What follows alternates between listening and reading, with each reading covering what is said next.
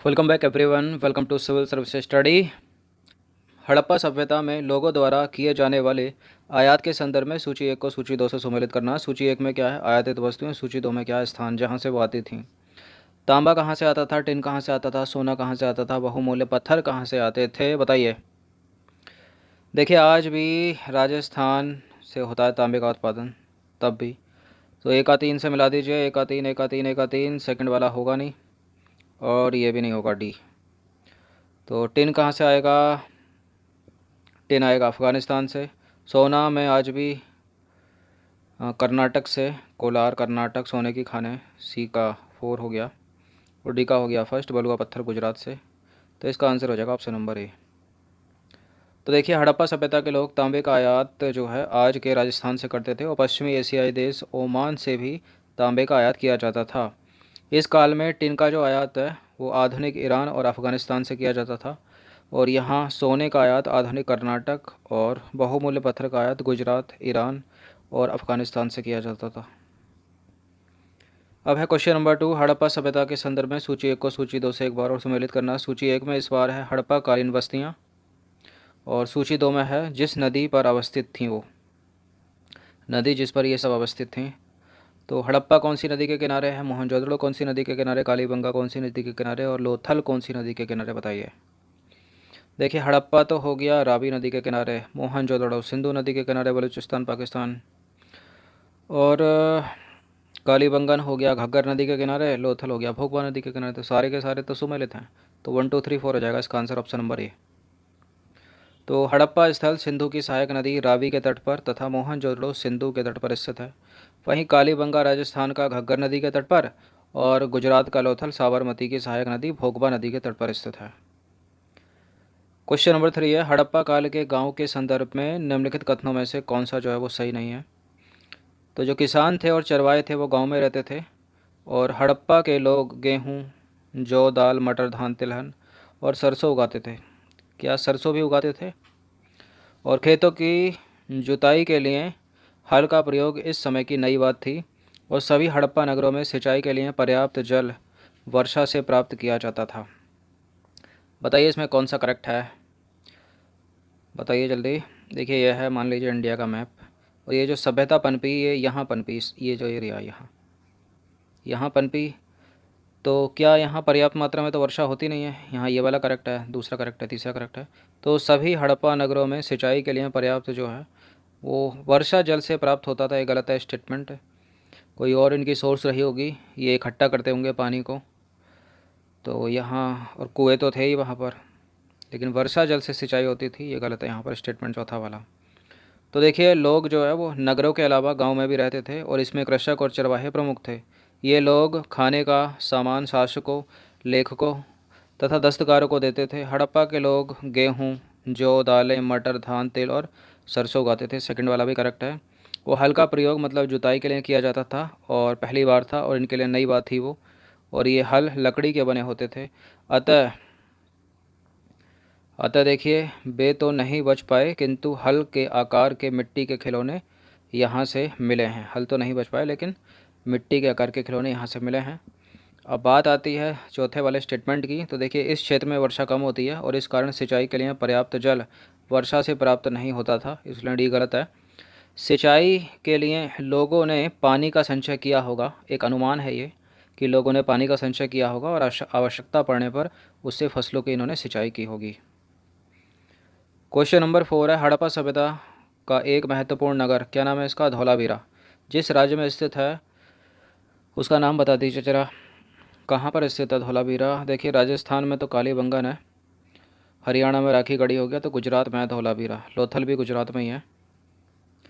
तो हड़प्पा सभ्यता का धौलावीरा जो नगर है वो गुजरात में कच्छ के इलाके में खदिर वेद के किनारे बसा था। यहाँ साफ़ पानी मिलता था और ज़मीन जो है वो उपजाऊ थी। क्वेश्चन नंबर 5 है हड़प्पा कालीन मोहर और मोहरबंदी के संदर्भ में निम्नलिखित पर विचार कीजिए और बताइए कि इनमें से कौन सा करेक्ट है। तो हड़प्पा काल की मोहर के बारे में है। मोहर का प्रयोग सामान से भरे उन डिब्बों या थैलों को चिह्नित करने के लिए किया जाता था जो एक जगह से दूसरे जगह भेजे जाते थे। शासक वर्ग द्वारा प्रचलित मोहर को बंद करना मोहरबंदी कहलाता था।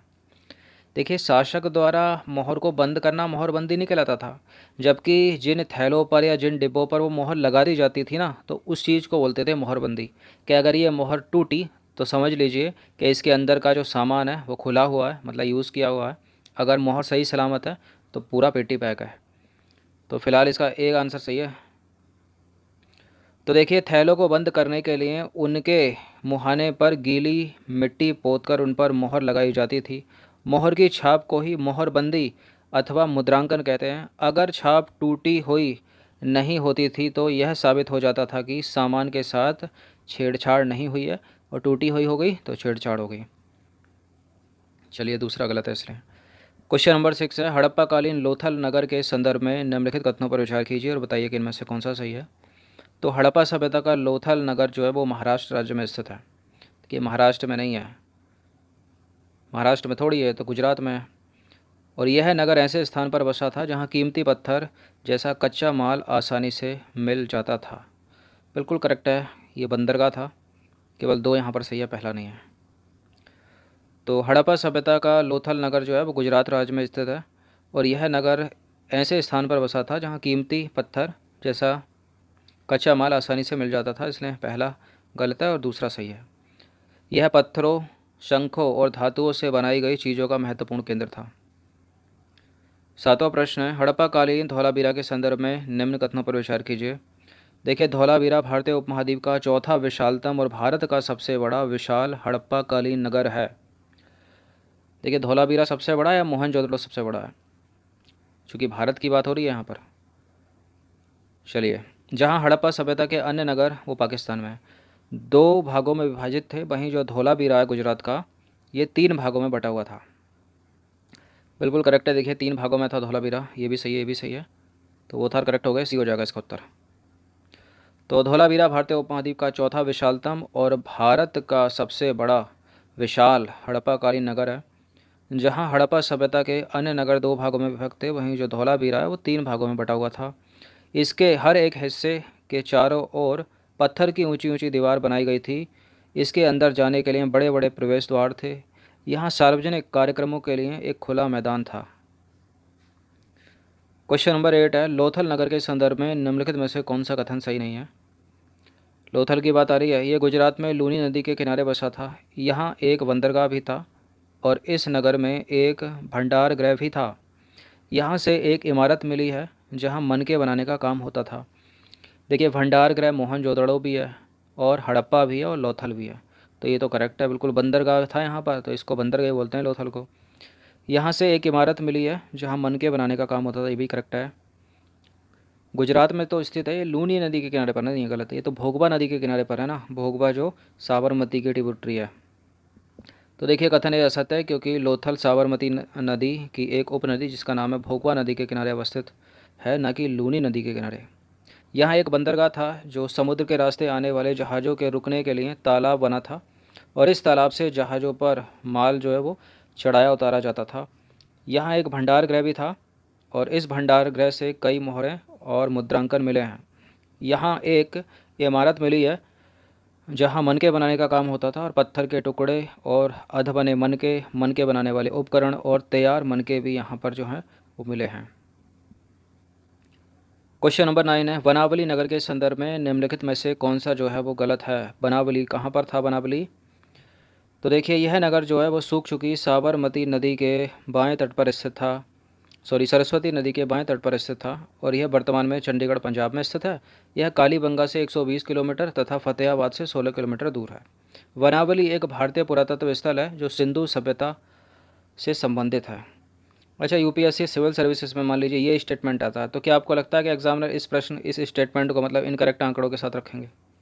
अब ये कालीबंगा से 120 किलोमीटर है तथा फतेहाबाद से 16 किलोमीटर है, कुछ ज़्यादा डीप नहीं हो गया। तो ऐसा अगर देता है स्टेटमेंट तो 99% करेक्ट ही होता है, ये भी करेक्ट है। यह नगर सूख चुकी सरस्वती नदी के बाएं तट पर स्थित है, यहाँ झोल कर सकता है एग्जामिनर, लेकिन यहाँ पर तो करेक्ट है, बाएं तट पर स्थित था ये सरस्वती नदी के। और बनावली एक भारतीय पुरातत्व स्थल है, इतना करेक्ट है, जो सिंधु घाटी सभ्यता से संबंधित है।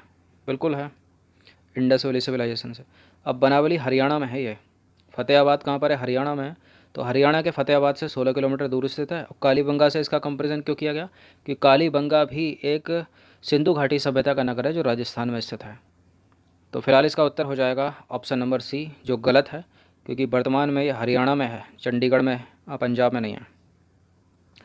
तो बनाबली एक भारतीय राज्य हरियाणा के फतेहाबाद जिला में स्थित एक पुरातत्व स्थल है जो सिंधु घाटी सभ्यता से संबंधित है, और यह कालीबंगा से 120 किलोमीटर तथा फतेहाबाद से 16 किलोमीटर दूर स्थित है। यह नगर सूख चुकी सरस्वती नदी के बाएं तट पर स्थित था और कालीबंगा सरस्वती की निचली घाटी में बहती है, जबकि यह नगर जो है वो ऊपरी घाटी में स्थित था। 10वां प्रश्न है, अंतिम प्रश्न है इस टेस्ट का। हड़प्पा सभ्यता के अंत के विषय में, मतलब उसके विनाश के विषय में विभिन्न वैज्ञानिकों के विभिन्न विभिन्न तर्क हैं। इन तर्कों में निम्नलिखित में से कौन से तर्क जो हैं वो सम्मिलित हैं? चार तर्क नीचे दिए हैं। नदियों का सूख जाने के कारण ये सभ्यता समाप्त हो गई, अरबों के आक्रमण के कारण समाप्त हो गई, शासकों का नियंत्रण समाप्त हो जाने के कारण समाप्त हो गई, और जंगलों के विनाश के कारण समाप्त हो गई। चलिए, तो क्या होगा इसका आंसर? देखिए, नदियों का सूख जाना एक तर्क है जिसके कारण ये सभ्यता का अंत हुआ। शासकों का नियंत्रण समाप्त हो गया और जंगलों का विनाश हो गया। अरबों का आक्रमण इसके लिए जो है वो नहीं है, गलत है ये वाला तर्क, दूसरा वाला। तो इसका आंसर क्या हो जाएगा? 1, 3 और 4। तो देखिए, लगभग 3900 वर्ष पूर्व हड़प्पा सभ्यता में बदलाव हुआ। अचानक लोगों ने नगरों को छोड़ दिया, लेखन, मोहर और बाटों का प्रयोग बंद हो गया। मोहनजोदड़ो में सड़कों पर कचरे के ढेर लगने लगे और कच्चे माल का आयात कम हो गया। जल निकासी प्रणाली नष्ट हो गई और सड़कों पर जो है वो झुग्गी नुमा घर बनाए जाने लगे। यह हड़प्पा के देखिए पतन का काल था, और इसके कारणों के विषय में विभिन्न विद्वानों ने जो हैं वो मत दिए हैं, जिनमें नदियों का सूखना और ईंट पकने के लिए ईंधन की ज़रूरतों और मवेशियों के बड़े बड़े झुंडों की चारा ज़रूरतों के कारण जंगलों का विनाश हो जाना, शासकों का नियंत्रण समाप्त हो जाना, तीनों कारण इसमें सम्मिलित हैं। और ये मत जो हैं अलग अलग विद्वानों द्वारा अलग अलग तर्कों के साथ दिए गए हैं। ये बिल्कुल एक बुलेट पॉइंट है देखा जाए तो, शासकों। अब देखिए, जो भी हुआ हो, परिवर्तन का असर स्पष्ट दिखाई देता है। आधुनिक पाकिस्तान के सिंध और पंजाब की बस्तियां उजड़ गई थीं और कई लोग पूर्व और दक्षिण के क्षेत्रों की नई बस्तियों में जाकर बस गए। देखिए, इसके लगभग 1400 वर्ष बाद नए नगरों का विकास हुआ, लगभग देखा जाए तो 2500 वर्ष पूर्व। क्या गंगा नदी के किनारे एक सभ्यता पनपी? हम चर्चा कर चुके हैं ना इस पर 2-3 दिन पहले कि सिंधु घाटी सभ्यता के किनारे सभ्यता पनपी, इंडस वैली सिविलाइजेशन, कब? 4700 वर्ष पूर्व। फिर गंगा नदी के किनारे कब पनपी? 2500 वर्ष पूर्व। उसका मैंने रिलेट करके ही बताया था, आपको याद कैसे करोगे? 2525 जो है गंगा की लंबाई है किलोमीटर में, तो इसलिए लगभग 2500 वर्ष पूर्व से याद रखिए उसको।